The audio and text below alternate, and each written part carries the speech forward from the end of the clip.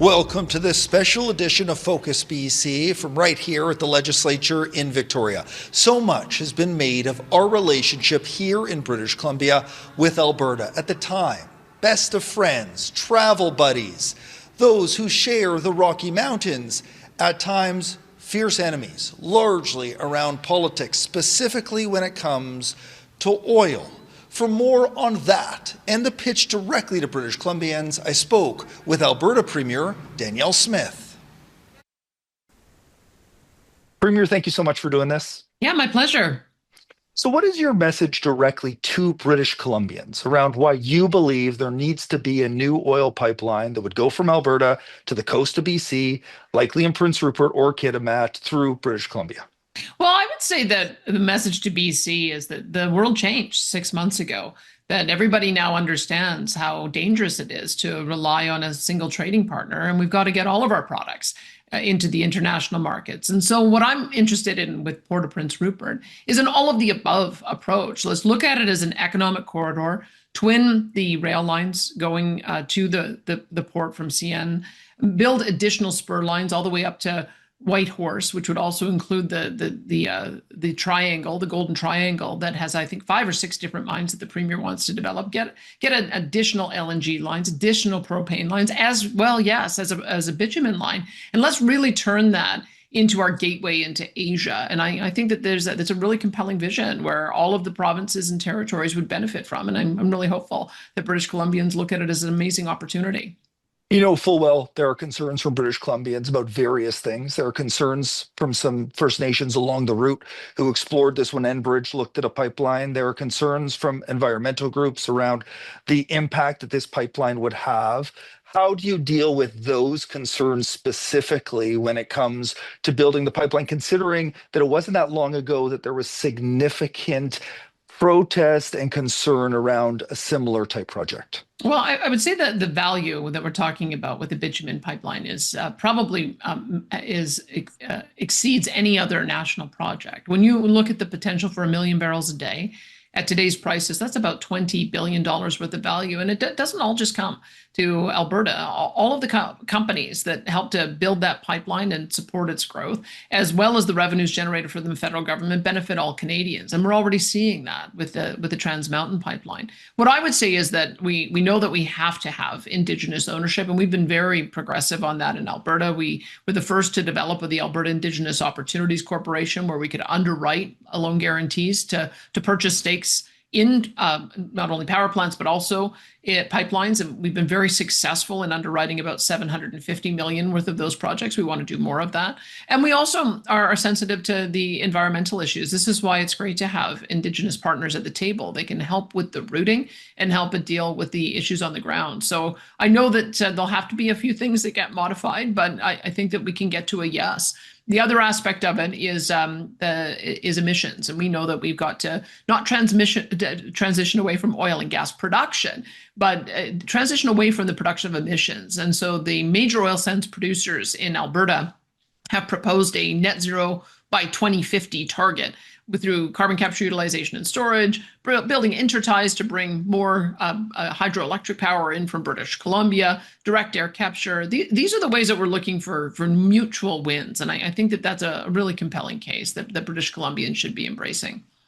We have UNRIP legislation here, as you are aware. First Nations need to be consulted on projects like this. And if one First Nation has concerns, it can largely delay a project, require a project to go back to the starting point. Are you concerned at all about the impacts UNDRIP legislation in BC could have on a project like this? Well, I look at UNDRIP as also being able to say yes to resource projects. That's what I've heard from Indigenous leadership in Alberta, is that I think that those environmental groups that want to stop everything have always looked at that as a way of being a blockade. But I think, in fact, it should be encouraging to nations that they now can take the lead on that. If you look at the development of LNG all down the West Coast, Those are indigenous-led projects that, and it's because the lion's share of the benefit goes to the indigenous communities, and they're not going to stand for environmental groups coming in and leaving them in poverty anymore. That's what I've heard from leaders like Ross Ellis, leaders like Crystal Smith, and I think that increasingly that attitude is being embraced by other indigenous leaders, and I'm looking forward to partnering with them on major economic projects like the one we're proposing, where there's going to be a very large benefit to those communities. It's about time. They really, every indigenous community should really be benefiting from this kind of development. We already have the Trans Mountain pipeline that goes to BC's coast into Vancouver. Why not work towards maximizing that resource? Currently, it's not a capacity. There seems to be a willingness from Premier David Eby to say, look, we'll dredge the Burrard Inlet. Let's maximize that. Let's even expand on that pipeline. Let's have that conversation before we go to a project that doesn't yet have a proponent. Do you think that should be the first focus, is expanding on the current infrastructure that exists? I can tell you it's all of the above. We'd love to be able to do more expansion projects on existing rights of way and existing lines, whether that's Trans Mountain, whether that's the Enbridge main line, or whether it's anything else. But when we're talking about being able to provide the kind of product that we have to the international community, it needs to be substantially more than that. We have a heavy oil product that can be used not only to make gasoline and diesel and aviation fuel, but also asphalt. And when you look at the other world's suppliers of that, you've got jurisdictions like Venezuela and Iran. And those are not stable partners to be dealing with. Our international partners want to be able to have a stable, responsible supplier of this energy. Well, there was a recent Ipsos poll that found that Canada is by far the preferred jurisdiction internationally for countries to get their product from. And I think it's incumbent upon us to find a way to do that for the sake of national security, for the sake of energy security, for the sake of alleviating energy poverty. And I think that this is the time to have that conversation. The reality is, Premier Eby says he has a great working relationship with you. There are many things that you agree on. The one thing you disagree on is this new pipeline. He says he doesn't support the idea of lifting a tanker ban. That would be required in order to support a pipeline like this. He has other concerns around building this. So what is your message to the Premier? Are you willing, in essence, to risk a strong relationship with him to push through just one project where you have a disagreement? Well, I would hope that the Premier wouldn't sacrifice the Team Canada approach that has emerged. What I would say encourage him to do is look at the leadership that we're seeing out of a similar NDP leader, Wab Kinew in Manitoba. And Wab has been very progressive. He approved the first gold mine in his province in 15 years. He's developing out the port of Churchill, and he has said that he wants it to be a port for everything, including oil and gas, because I think he realizes that if we can get some icebreakers in there, that would allow for us to also feed the European market, as well as be able to get our product to the East Coast refineries. So I would say that is the spirit that most premiers are approaching the Team Canada conversation. And I would encourage Premier Eby to do the same. We know that there are some legitimate issues that we have to address, but we'll address them. And I hope that we can get to yes on all fronts. What are the specific benefits to British Columbia? I understand a Team Canada approach, and I think Premier Eby buys into that, as you buy into it, as other premiers buy into it. But if BC's land is going to be used, if BC's coast is going to be used, if the risk is taking on around an oil spill on the coast, what is the specific benefit here, aside from Team Canada, for British Columbia? Well, does BC want to be part of Canada or not? I guess. I mean, we're all in this together. Alberta's a landlocked jurisdiction, as is Saskatchewan. There really is only one or two or three ways to be able to get our product to market. I mean, we either go out of British Columbia, or we go down to the United States, or we go out of Churchill. And we have international law where jurisdictions cooperate with each other so that they don't end up blocking. I would say the quid pro quo is that we have 5 BCF a day of BC gas coming through Alberta to go into U.S. markets. We have the CN and rail line and CP rail line that comes out of British Columbia going through our province to be able to deliver product to the rest of the country. That's just the reason why we have these big nation building projects, is that the flow of goods goes both ways. And we all benefit from having a vibrant port in Vancouver, by having a vibrant port in Port of Prince Rupert, by building out additional capacity so that all of the products that British Columbia produces are able to go out that port. The way to think about oil and gas is that we're kind of an anchor tenant Oil and gas comes up in high volumes, high value, and it allows for those ports to be developed and used year round, which then creates an opportunity for all other products that all other provinces and territories would want to export, whether it's food, whether it's fiber, whether it's critical minerals, whether it's manufactured goods. And so I think that that's why we're focused in on trying to think about Port of Prince Rupert as an economic corridor stretching from the BC coast all the way through to Manitoba and Churchill, and how all of the provinces and territories would benefit from that. And I would encourage British Columbians to look at it the same way. How would you mitigate the risk around the coast and around a potential spill?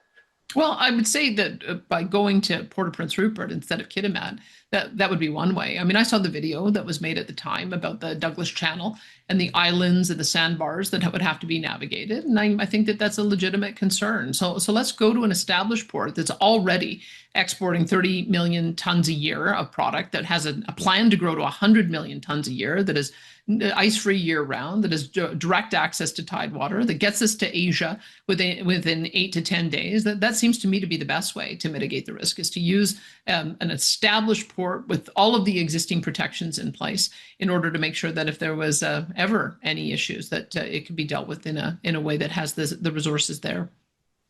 You heard Premier Smith say there, does BC want to be a part of Canada? Well, the question is, does Alberta want to be a part of Canada? We'll have the conversation around Alberta separation coming up with the Premier after the break.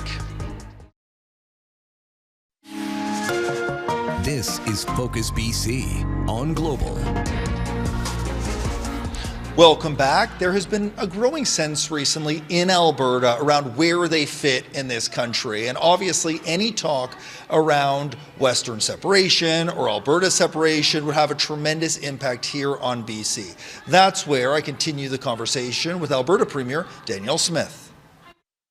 You mentioned being a part of Canada. Mm-hmm. You know, Alberta is one of the only provinces that's actually having that conversation.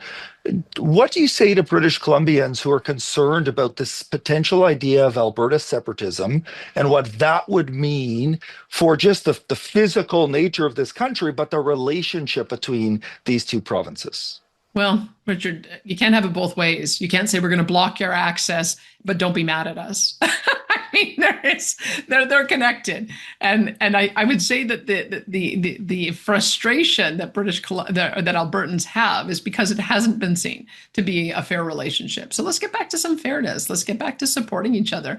And we have had these issues in the past where separatism has risen. It's happened in the 80s when the National Energy Program came in. That was the first time that Alberta has elected a separatist to the legislature. But when Brian Mulroney came in and it ended the NEP, that caused that sentiment to dissipate. Albertans are frustrated because their partners haven't been treating them fairly. So I think that this new spirit of collaboration is an important one. And I think that that's the best way in order to be on Team Canada, is to support Team Alberta as well. What do you get in terms of a sense from British Columbians around where they feel in terms of this conversation of Western alienation? You know, we often hear that the West feels isolated, but that often just includes Alberta and Saskatchewan, maybe parts of BC. What is your sense of how BC fits in this Western ideology in this country? Well, I would say BC has the advantage of a long coastline, an established port system, and a rail line that feeds it, and a good transnational highway that feeds it as well, all of which was invested in by Canada as a whole. And so they have the ability to chart their own course. Alberta and Saskatchewan don't. We rely on our neighbors. We rely on our neighbors' goodwill.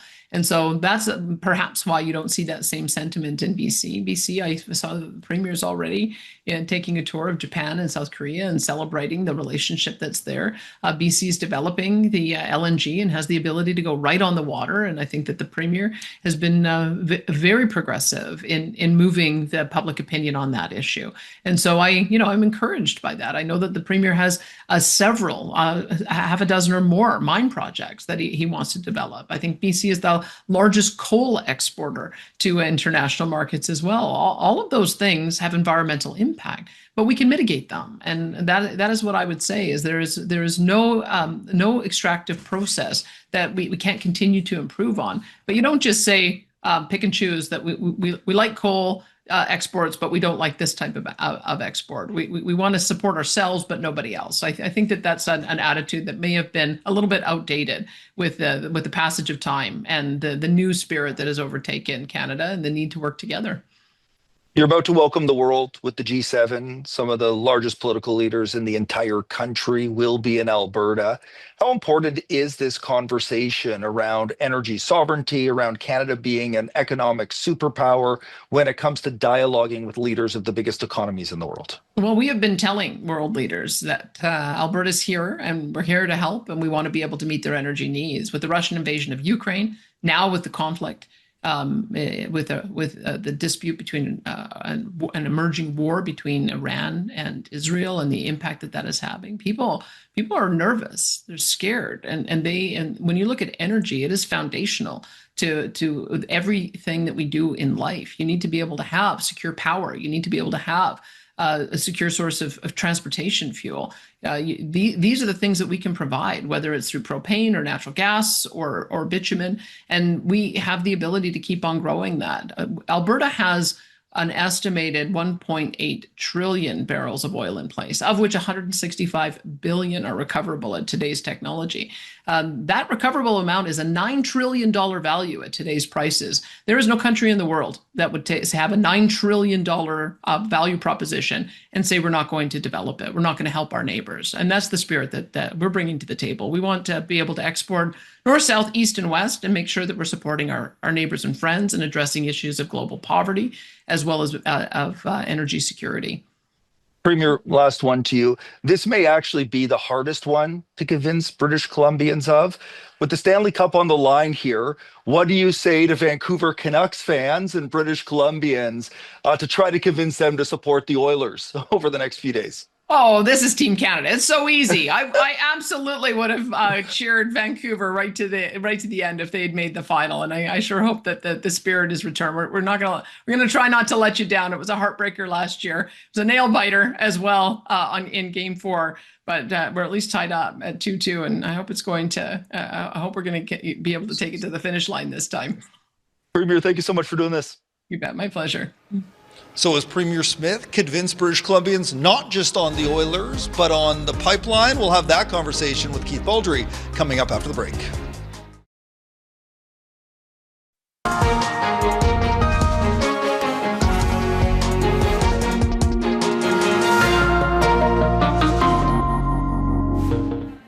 Welcome back. Keith Baldry joins me now. I know you're a longtime Oiler hater, so I wonder if the Premier convinced you that they're the team to cheer for. But the other question is, did she convince you that British Columbians should consider this idea of a new pipeline that would take bitumen from Alberta to BC's coast? She made some reasonable arguments in very articulate fashion. I think Danielle Smith, in a way, sounded better in your interview with you than I think she sounded in quite some time laying out a plan. She had some time to lay out this plan. The problem I think Danielle Smith in Alberta has, and the Alberta oil industry has, is who's going to build the pipeline. The TMX pipeline expansion is a cautionary tale. It's enormously expensive. It went from about $4.7 billion with final completion cost almost $35 billion. So what private company is going to step up and build a $35 billion, even potentially more expensive pipeline than this? It faces numerous challenges, as you pointed out in your interview with her, from Indigenous communities and nations. So this is not an easy solution. It's not an easy fix. Having said that, I detect a softening in the rhetoric coming from David Eby and his government about not really rejecting the idea outright, just saying, well, there's nothing on the drawing board. There's no proponent. There's nothing really to talk about yet. And for a party that reversed its course on fundamental energy issues such as the Site C dam, LNG Canada, which they used to oppose, now embracing government, is not totally out of the scope of reality that the NDP would support a pipeline. But until we see something on the drawing board, it's kind of a moot point. Premier Smith could have a very easy win here and say, okay, let's focus on expanding the existing Trans Mountain pipeline. Let's increase that capacity. Let's dredge Burrard Inlet. Let's expand on that pipeline, because she knows she has support with that with Premier Eby, but she wants it all. She wants that plus. And I think that's one of the issues here is the public will say, you know, we can go far enough, but we were worried about the environmental impacts. We are still worried, even though it's Prince Rupert and not Kitimat, about the impact of a potential spill on the coast. Those are all things that still are unanswered for many people in this province. Yeah, and so when it comes to expanding the existing pipeline, latest reports where it's about 80% to 90% capacity. There's not much more room left in that pipeline to expand. So that's one of the issues. You could build on it again, though. You could build another line. Again, $35 billion for another line on TMX. That route's already been established. You're right. That's probably an easier sell than a Northern Gateway route. But again, who's going to build it? Danielle Smith at the First Minister's Conference a couple of weeks ago said if it ends up government having to build this, she said it would be a failure. But that may very well where we end up. Alberta may have to actually, the government of Alberta may actually have to tremendously subsidize another pipeline in BC. The BC government's not going to subsidize it, and a private company unlikely to bear all the costs themselves because it's enormously expensive. But I think that's a better bet than a Northern Gateway route. It's interesting. I gave her lots of opportunities to talk about the benefit for British Columbians, about jobs that could be had here in this province, about prosperity along the pipeline. She didn't want to take those opportunities, though. She wanted to say, well, if you don't want to approve our pipeline, you're not part of Team Canada. I found it interesting when you could say, look, this will be beneficial to BC as well. That wasn't the route she took. No, she's trying to fit us into this larger puzzle. This is all part of Confederation. All provinces have to work with each other. She brought up rail lines traverse provincial boundaries, which is a valid point. We do send goods back and forth. Rail lines do have emissions associated with them. They're not clean energy projects. And she's trying to twin that to a pipeline, which I think is a bit of a stretch for a lot of British Columbians because you're right. When it comes to the coast, that's where the concerns suddenly get flagged. It's that northern coast, that pristine northern coast. Prince Rupert's beautiful, and trying to envision an oil spill associated with that. Now, having said that, the TMX pipeline, there's no spills there, so it's sort of I'm not sure it's a red herring for a lot of people, but it's one that I think opponents of pipelines latch onto the most. It's the prospect of an oil spill, not on land, but in the ocean. And she's right to point out that it is different in Prince Rupert, an existing port already, compared to what you would see in Kitimat. The other issue is around this Western alienation and where BC fits in all of this. What do you make of what the Premier had to say when it came to, you know, Alberta wants to ensure they are part of this, part of Canada, and that BC, in essence, can't stand in the way of blocking that integral access to the coast? Well, I think her arguments are weaker when it comes to Alberta separation. I'm sure there's Western alienation. There has been for some time. Western provinces have grievances when it comes to the Confederation. We are not given the same resources from the federal government as, say, Quebec gets, for example, historically. So I think she's got some valid points on that. But when it comes to, there's a fundamental difference between alienation and separatism. I don't think there's much level of support for separatism. It's the highest in Alberta, but it's still a very small minority. I think one of the last few polls showed less than 25% of Albertans support separation, but she's right to raise grievances like this. It's interesting she brought up NDP Premier Wab Kinew in Manitoba, who supports a pipeline to Churchill in his province, and maybe that's where the trade-off is. Maybe that's where the compromise is, not BC, but Churchill in Manitoba. But we know it's easier to go to BC, more direct route to Asia, so we will see. It's obviously not the last time we'll be talking about this. Keith, thank you so much for doing this. Thank you to Alberta Premier Danielle Smith, and for the Premier's sake, go Oilers, go. Thank you so much for watching us here on Focus BC.